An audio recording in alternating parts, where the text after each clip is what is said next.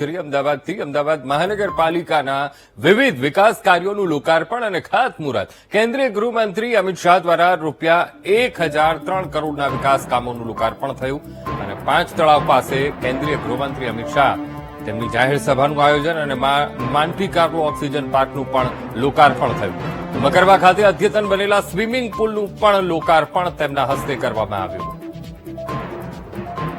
કેન્દ્રીય ગૃહમંત્રી અમિત શાહ અને મુખ્યમંત્રી ભૂપેન્દ્ર પટેલ અને આજે વિકાસ કાર્યોનું લોકાર્પણ તેમજ ખાતમુહૂર્ત ખાસ કરીને સિંધુ ભવન રોડ પર આવેલ ત્યાં ₹1003 કરોડના વિકાસ કામોનું લોકાર્પણ કરવામાં આવ્યું. મોન્ટી કાર્લો ઓક્સિજન પાર્કનું પણ લોકાર્પણ કરવામાં આવ્યું અને મકરવા ખાતે અદ્યતન સ્વિમિંગ પુલ તેનું પણ લોકાર્પણ કરવામાં આવ્યું. તો અલગ અલગ વિકાસ કાર્યોનું લોકાર્પણ અને ખાતમુહૂર્ત.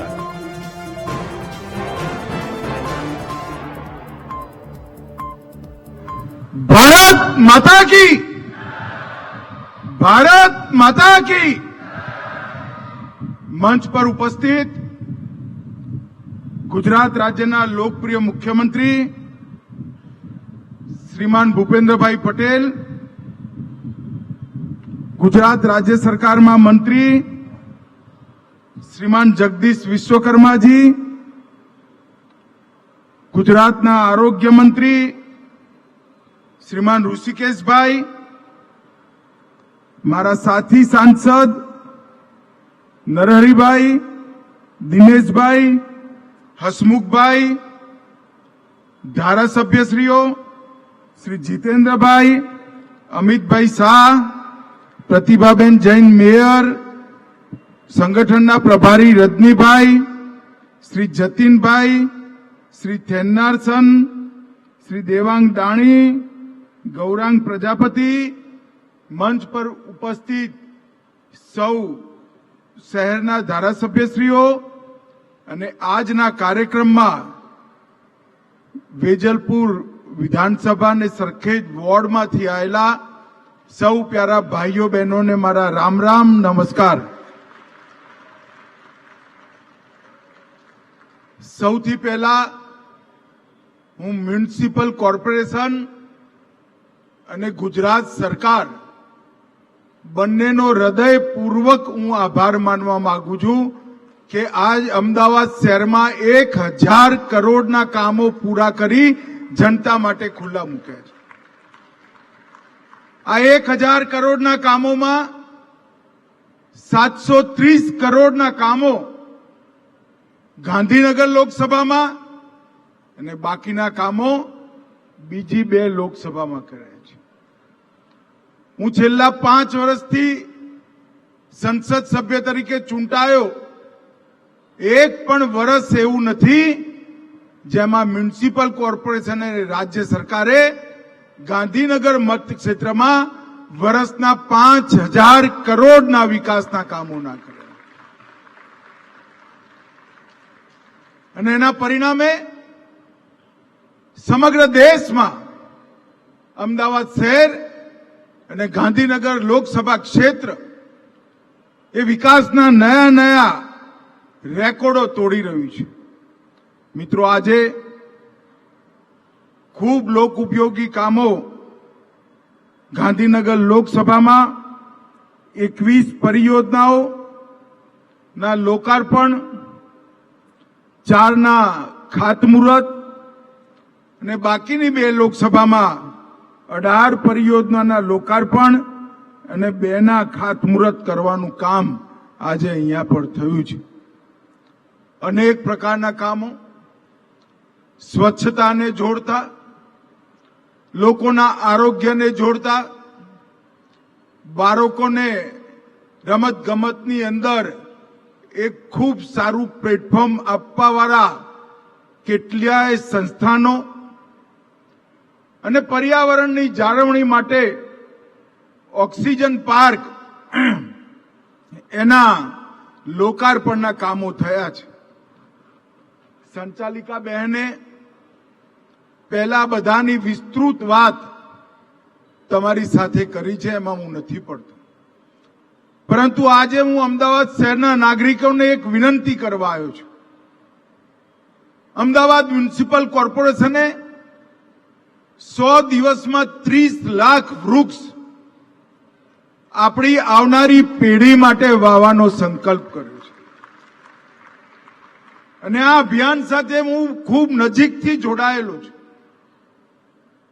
દરેક સોસાયટીના ચેરમેન સેક્રેટરી, દરેક ગામના સરપંચ, દરેક મ્યુનિસિપલ કાઉન્સિલર અને ધારાસભ્યોને તો પત્રોની સાથે અનેક ફોનો પણ મેં કર્યા છે. ખૂબ સુંદર અભિયાન થયું. 30 લાખ વૃક્ષો મ્યુનિસિપલ કોર્પોરેશન અને સરકારી સંસ્થાઓ વાવે એ ખૂબ મોટી વાત છે. પરંતુ હું અમદાવાદ શહેરના નાગરિકોને કહેવા માંગુ છું, એમાં આપણું યોગદાન શું?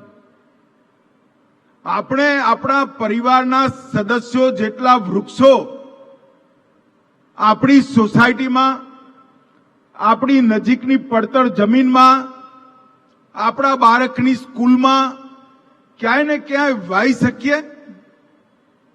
આપણે જેટલો કાર્બન ડાયોક્સાઇડ ઉત્પન્ન કરતા હોઈએ, ચાહે વાહનથી, ચાહે શરીરથી, ચાહે એસી ચલાવી, ચાલે લાઇટ વાપરીને, એ બધો કાર્બન ડાયોક્સાઇડ આપણા જીવનમાં એની બાદબાકી કરી ઓક્સિજન વધારવાનું કામ દરેક નાગરિકે પોતાના જીવનનો લક્ષ્ય રાખવું જોઈએ. મિત્રો, લાખો કરોડો વૃક્ષોનું નિકંદન, શહેરો વધ્યા, રોડ બન્યા, પાવર સ્ટેશનો બન્યા, બ્રિજ બન્યા, અને પછી અંતે અવકાશની અંદર ઓઝોનના પડની અંદર ગાબડું પડવા માંડ્યું.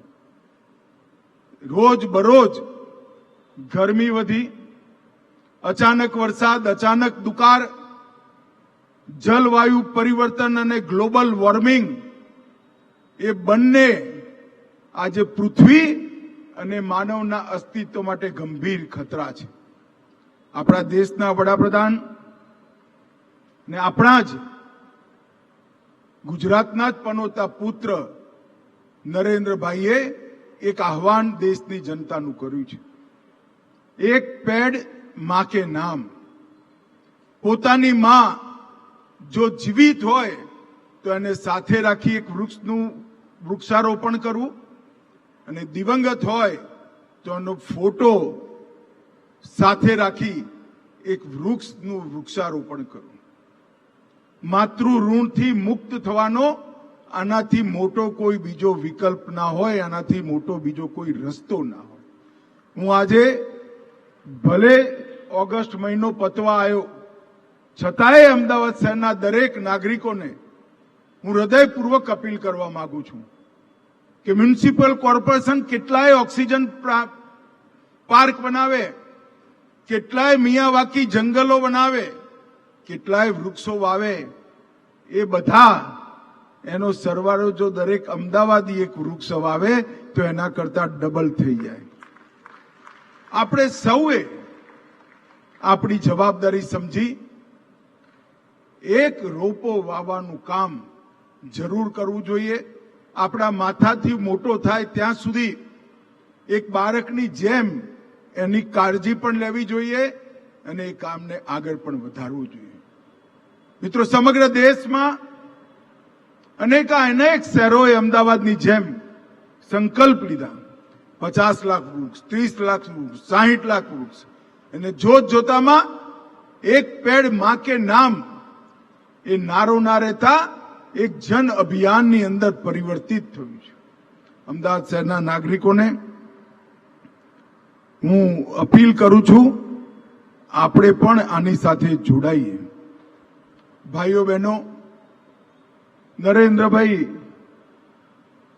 અનેક વર્ષો સુધી અહીંયા મુખ્યમંત્રી રહ્યા, દેશે એમને વડાપ્રધાન બનાયા, પરંતુ હમણાં ગત ચૂંટણીમાં 60 વર્ષ પછી દેશમાં કોઈ એક વ્યક્તિને દેશની જનતાએ ત્રીજી વાર વડાપ્રધાન બનાવવાનું કામ કર્યું એ નરેન્દ્રભાઈ.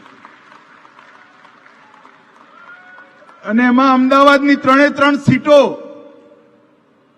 મારા સાથી સંસદ સભ્યો અહીંયા બેઠા છે.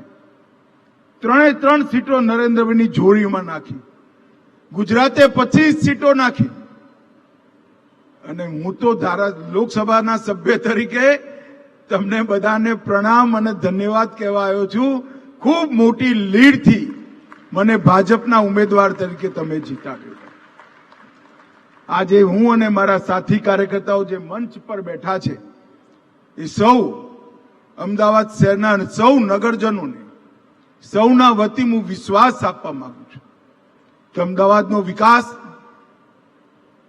ભવિષ્યને અનુકૂળ વિકાસ અને વિકસિત અમદાવાદ, સંપૂર્ણ વિકસિત શહેર, ઝૂંપડપટ્ટી વગરનું શહેર, ધુમાડા વગરનું શહેર અને દરેક ઘરમાં શૌચાલય વાળું શહેર, દરેકની પાસે આરોગ્યના કાર્ડ વાળું શહેર આવનારા 2 વર્ષની અંદર જ અમે બનાવવાનો સંકલ્પ પૂરો કરીશું અને અમદાવાદને સમગ્ર દેશના શહેરોને અગ્રીમ હરોળમાં લાવવાનું કામ કરીશું. ભાઈઓ બહેનો, આજે અહીં નજીકમાં જ એક ખૂબ સુંદર સ્વિમિંગ પુલ, ઉપર જિમ્નેશિયમ અને યોગ અને આસનોના શીખવાડવાની વ્યવસ્થા મ્યુનિસિપલ કોર્પોરેશને કરી. પહેલા હું ગામડામાં રહેતો હતો ત્યારે ગામડામાં છોકરીના આશીર્વાદ આપતા કે સ્વિમિંગ પુલ વાળા ઘર હોય એવું સાસરું તને મળે. પરંતુ મ્યુનિસિપલ કોર્પોરેશને બધી દીકરીઓને સ્વિમિંગ પુલ વાળી કરી નાખી, કોઈ ચિંતા જ ના કરતા હોય.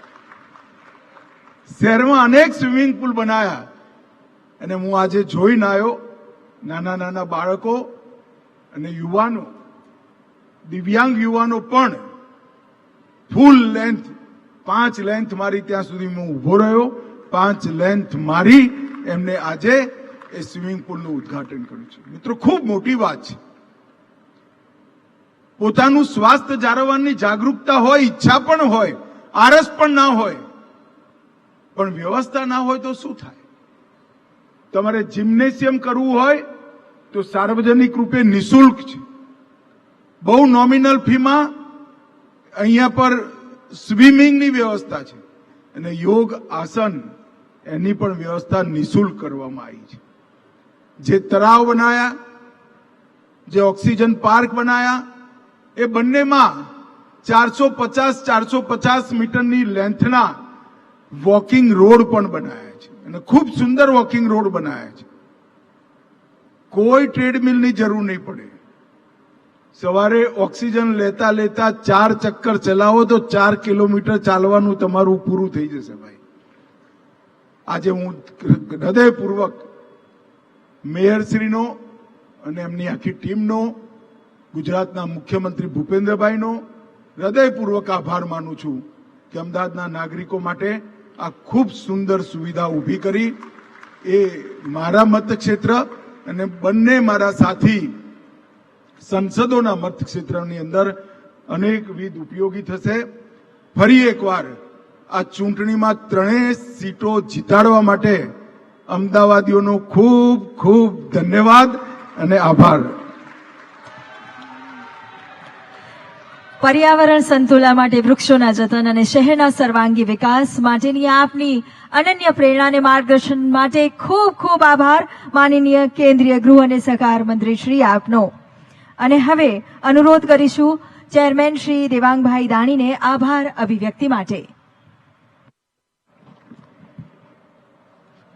આજે આપણી વચ્ચે સવિશેષ પધારેલા માનનીય કેન્દ્રીય ગૃહ અને સહકાર મંત્રી અને ગાંધીનગરના પ્રજાવત્સલ સાંસદ આદરણીય અમિતભાઈ શાહ સાહેબનો 1003 કરોડના કોર્પોરેશનના વિવિધ કામોના લોકાર્પણ અને ખાતમુહૂર્ત પ્રસંગે પધાર્યા તે માટે ખૂબ ખૂબ આભાર માનું છું.